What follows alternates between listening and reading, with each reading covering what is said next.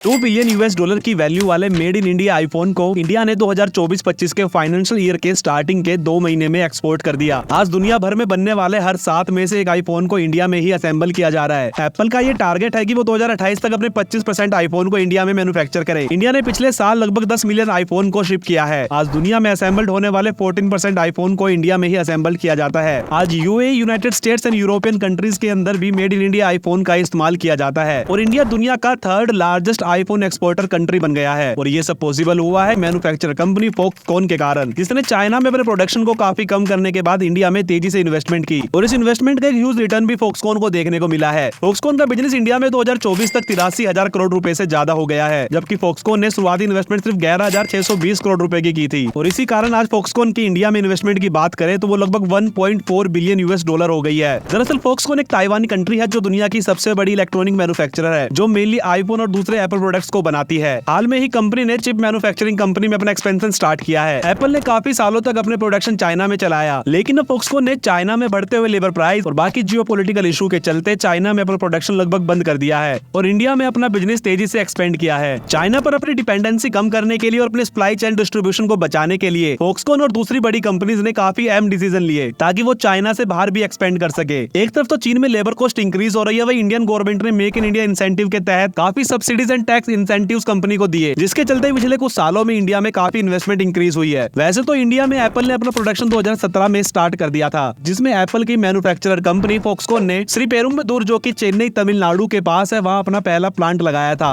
जिसके कुछ सालों बाद ही सभी latest iPhone made in India आने लगे। जिसके बाद एप्पल के 3 कॉन्ट्रैक्ट पार्टनर फॉक्सकॉन, विस्ट्रॉन और पेगाट्रॉन ने इन एक्सपोर्ट भी करना स्टार्ट कर दिया। इसमें से विस्ट्रॉन को टाटा ग्रुप ने पिछले साल अक्टूबर में $125 मिलियन में खरीद लिया था। सितंबर 2023 तक साउथर्न इंडिया में फॉक्सकॉन के 3 मैन्युफैक्चर प्लांट अंडर कंस्ट्रक्शन है और इसी साल के एंड तक ऑपरेशनल भी होंगे, जिनको चेन्नई के प्लांट के आसपास ही बनाया जा रहा है। इसके अलावा टाटा भी अपना 6,000 करोड़ की लागत से एक बहुत बड़ा आईफोन मैन्युफैक्चरिंग प्लांट तमिलनाडु के होसूर में स्टैब्लिश कर रहा है, जो आने वाले 2 सालों में तमिलनाडु में 50,000 से ज्यादा जॉब क्रिएट करेगा। साथ ही पेगाट्रॉन, जो कि आईफोन मैन्युफैक्चरर कंपनी है, उसका भी प्लांट तमिलनाडु में है, जो 10,000 एम्प्लॉइज के साथ में 5 मिलियन आईफोन्स को हर साल प्रोड्यूस करता है। एंड इस प्लांट को भी हो सकता है जल्द पेगाट्रॉन टाटा को हैंड ओवर कर दे। ये डील अभी फाइनल नहीं हुई, लेकिन काफी ज्यादा चांस है इस डील के फाइनल होने के। इसके अलावा विस्ट्रॉन, जिसको अभी टाटा इलेक्ट्रॉनिक्स ओन करता है, वो भी कर्नाटका के बेंगलोर के पास आईफोन असेंबल करता है, जिसमें लगभग 10,000 वर्कर काम करते हैं और यहाँ से आईफोन के 11, 12, 13, 14 और 15 मॉडल्स को भी प्रोड्यूस किया गया है। साथ ही सैमसंग एंड एमआई जैसी कंपनीज के मोबाइल को भी तमिलनाडु में ही असेंबल किया जाता है। आपको अगर क्लियरली बताऊं तो इंडिया में अभी आईफोन मैन्युफैक्चर के 3 प्लांट है, जिसमें से फॉक्सकॉन एंड पेगाट्रॉन दोनों प्लांट तमिलनाडु में है। इसके अलावा एक कर्नाटका में बेंगलोर के पास टाटा का प्लांट है।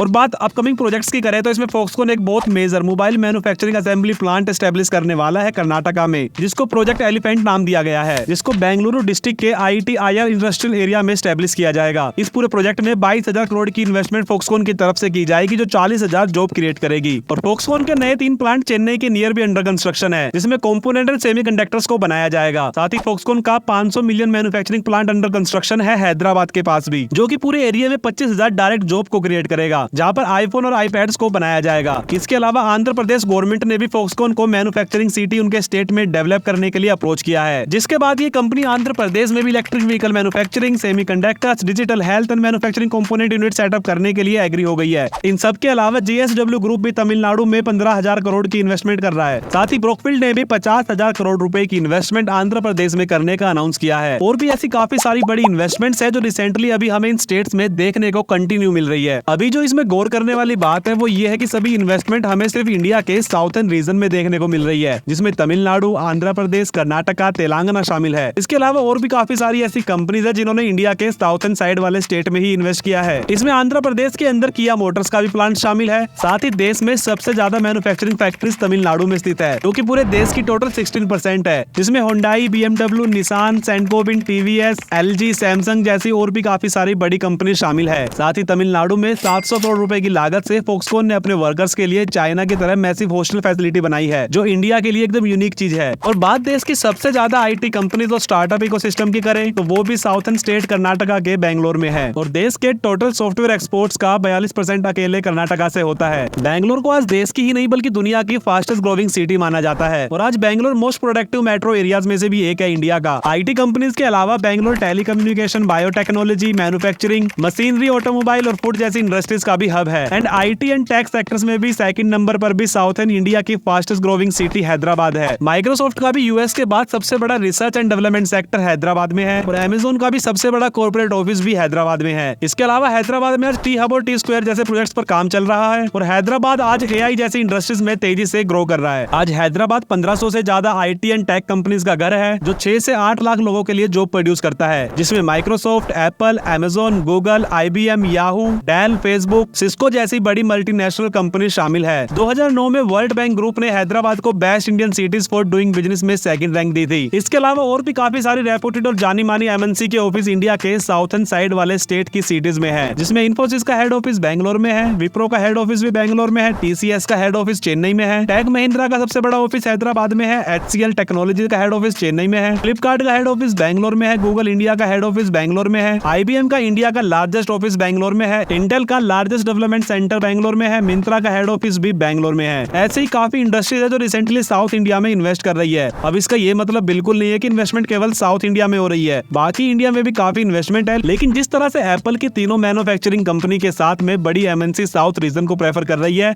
उसको भी इग्नोर करना ठीक नहीं है। साउथ इंडियन स्टेट की पर कैपिटा इनकम की बात करें तो दिल्ली, गोवा, चंडीगढ़ जैसे स्मॉल स्टेट एंड यूटी को छोड़ दे तो आपको तेलंगाना, कर्नाटका टॉप पर दिखाई देंगे और इसी तरह पर कैपिटा इनकम की टॉप 10 की लिस्ट में पुडुचेरी और तमिलनाडु भी शामिल है। बात नॉमिनल जीडीपी की करें तो इसमें भी आपको तमिलनाडु जस्ट महाराष्ट्र के बाद सेकंड नंबर पर दिखाई देगा and rest southern Indian state Karnataka, Andhra Pradesh और तेलंगाना भी टॉप 10 में मिल जाएंगे। ह्यूमन डेवलपमेंट इंडेक्स मतलब एचडीआई में भी southern Indian state Kerala top पर है। तो काफी सारे ऐसे पॉइंट्स है जिसमें काफी मायने में slightly south India better perform कर रहा है रेस्ट ऑफ द इंडिया से। वैसे तो वेस्ट इंडिया के अंदर महाराष्ट्र और गुजरात टॉप पर है और नॉर्थ में हरियाणा, दिल्ली, वेस्टर्न उत्तर प्रदेश एंड राजस्थान का एनसीआर वाला पार्ट भी काफी अच्छा परफॉर्म कर रहा है, लेकिन ये अपने रीजन के बस कुछ ही स्टेट्स है जो बेहतर परफॉर्म कर पा रहे हैं, जबकि साउथर्न इंडिया के अंदर आंध्र प्रदेश, तमिलनाडु, कर्नाटका, केरला, तेलंगाना 5 स्टेट है और ये पांचों स्टेट ही किसी न किसी चीज में टॉप पर है। खासकर इंडस्ट्रीज और इन्वेस्टमेंट की बात करें तो केरला को छोड़कर चारों स्टेट को रिसेंटली अच्छा खासा इन्वेस्टमेंट एफडीआई मिल रहा है। चाइना से इंडिया में मूव होने वाली सभी बड़ी कंपनीज की पहली पसंद भी ये रीजन बना हुआ है। और इसी बीच में अगर हम बात ईस्टर्न इंडिया की करें, जिसमें बिहार, झारखंड, वेस्ट बंगाल, ईस्टर्न उत्तर प्रदेश जैसे स्टेट है, उस रीजन में हमें अभी तक कोई भी बड़ी इन्वेस्टमेंट देखने को नहीं मिली है। और आज की हम वीडियो में जानेंगे आखिर क्यों एप्पल और एप्पल जैसी बड़ी कंपनीज रिसेंटली इंडिया के साउथर्न पार्ट को ही चूज कर रही है। इसके अलावा जानेंगे क्यों नॉर्थ इंडिया में इंडस्ट्रीज एंड एफडीआई फ्लो धीमा पड़ता जा रहा है और क्यों इंडिया के ईस्टर्न पार्ट आज भी इस तरह की इन्वेस्टमेंट से दूर है। हालांकि ईस्टर्न इंडिया के अंदर भी हैवी मेटल्स मैन्युफैक्चरिंग होती है, लेकिन IT companies, tech company, AI, automobile, electronic manufacturing में ईस्टर्न इंडिया देश के बाकी हिस्सों से काफी पीछे है। सबसे पहले हम ये समझते हैं कि चाइना से आखिर क्यों कंपनीज इंडिया में मूव कर रही है। आज वर्ल्ड की सभी बड़ी industries and company China plus one strategy को फॉलो करती है। चाइना प्लस वन स्ट्रेटेजी जो है वो एक बिजनेस अप्रोच है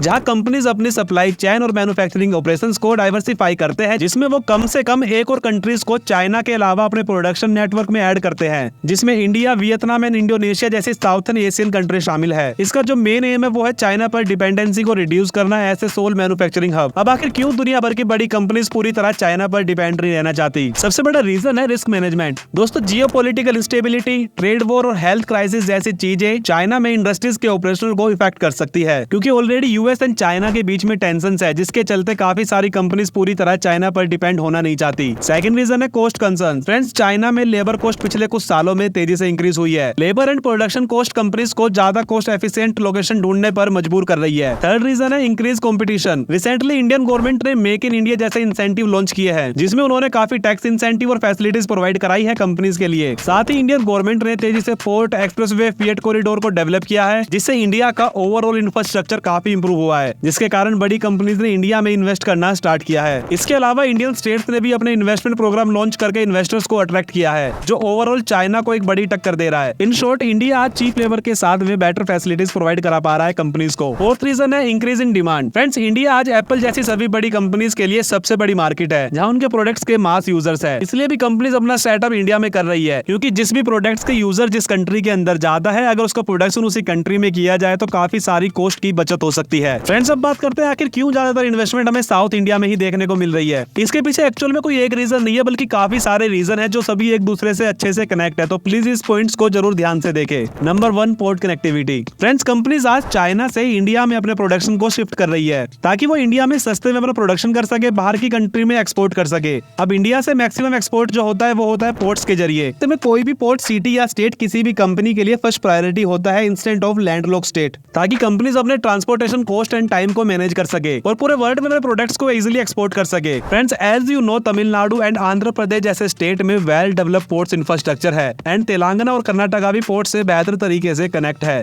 फ्रेंड्स, इंडियन गवर्नमेंट तो सभी स्टेट्स को पोर्ट्स के साथ अच्छे से कनेक्ट करने के लिए डेडिकेटेड फिएट कॉरिडोर पर भी काम कर रही है, बट फिर भी अभी पोर्ट स्टेट को थोड़ा एक्स्ट्रा बेनिफिट्स मिलता ही है। रीजन नंबर 2 है skilled workforce. Friends, Tamil Nadu, Karnataka and Kerala जैसे स्टेट में वेल एस्टेब्लिश एजुकेशनल सिस्टम है, जहां से हर साल large number of skilled engineers and technicians produce होते हैं और ये टैलेंट पूल भी कहीं ना कहीं टेक कंपनीज को अट्रैक्ट करता है फॉर इन्वेस्टमेंट। एंड इसी चीज में एक पॉइंट और है, हाई लिटरेसी रेट, जो तमिलनाडु और केरला जैसे स्टेट में काफी बेहतर है। साउथ इंडिया हमेशा से ही फोरफ्रंट रहा है हेल्थ एंड एजुकेशन का। रीजन नंबर 3 है availability of land at reasonable pricing. Friends, अगर आप साउथर्न इंडिया के सभी स्टेट्स के लैंड प्राइस को महाराष्ट्र और दिल्ली एनसीआर जैसे बाकी रीजन से कंपेयर करोगे तो कहीं ना कहीं लैंड प्राइस ज्यादा रीजनेबल है साउथर्न इंडियन स्टेट में as compare to Delhi, NCR, Maharashtra and Gujarat. Reason number 4 है स्ट्रॉन्ग इंफ्रास्ट्रक्चर। लॉजिस्टिक इंफ्रास्ट्रक्चर की बात करें तो इसमें भी साउथ इंडियन स्टेट काफी अच्छा परफॉर्म करते हैं, जिसमें better roads, ports and power supply शामिल है। रीजन नंबर 5 है tax incentives and business policies. Southern Indian के स्टेट हमेशा से ही अलग अलग इन्वेस्टर्स सबमिट करके नए इन्वेस्टर्स को अट्रैक्ट करता है फॉर इन्वेस्टमेंट, जिसमें स्टेट गवर्नमेंट इन्वेस्टर्स को tax incentives, easier land equation, fast approvals for project देती है। ओवरऑल गवर्नमेंट एक हेल्दी बिजनेस एनवायरनमेंट देती है इन्वेस्टर्स को। इस सेम चीज में महाराष्ट्र एंड गुजरात भी काफी अच्छा परफॉर्म कर रहे हैं। अदर एंड में आज भी इंडिया में काफी सारे ऐसे स्टेट्स हैं जहां इंफ्रास्ट्रक्चर एंड इंडस्ट्रीज के लिए लैंड इक्वेशन करना काफी मुश्किल काम है। रीजन नंबर 6 है safety. Friends, southern Indian state ज्यादा सेफ है as compare to border state. Southern Indian state में लेस टेरर अटैक का चांस है एंड साथ ही साउथर्न इंडियन स्टेट में दंगे फसाद वगैरह की हिस्ट्री भी काफी कम रही है, जो एक सेफ एनवायरनमेंट क्रिएट करता है इंडस्ट्रीज के लिए। रीजन नंबर 7 है इंडस्ट्रियलाइज एनवायरनमेंट। फ्रेंड्स, इंडिया के साउथर्न पार्ट में आज से ही नहीं बल्कि लंबे समय से इंडस्ट्रीज है, जिसकी वजह से तमिलनाडु आज देश में इंडस्ट्रीज में नंबर 1 है, तो वही कर्नाटका इंडिया में आईटी एंड टेक में नंबर 1 है, जो कि एक ओवरऑल एनवायरनमेंट क्रिएट करता है इन्वेस्टमेंट्स के लिए। ऑलरेडी इतनी सारी कंपनीज एंड इंडस्ट्रीज के काफी टाइम से वेल रनिंग होने के कारण एक सेफ साइड बन जाती है इन्वेस्टर्स के लिए, कि उनको भी इस एरिया में ऑपरेशन करने में कोई इशू नहीं आएगी, जबकि एक नए रीजन में इन्वेस्ट करना कहीं ना कहीं किसी इंडस्ट्रीज के लिए रिस्की हो सकता है। तो फ्रेंड्स, ये थे कुछ रीजन जिसकी वजह से आज बड़ी कंपनी साउथर्न इंडिया के अंदर ज्यादा इन्वेस्टमेंट कर रही है as compare to other part of India. इस पूरे टॉपिक के बारे में आप क्या सोचते हो मुझे कमेंट बॉक्स में बता सकते हो। अगर आपको ये वीडियो पसंद आई हो तो प्लीज वीडियो को लाइक करें और चैनल को सब्सक्राइब करें।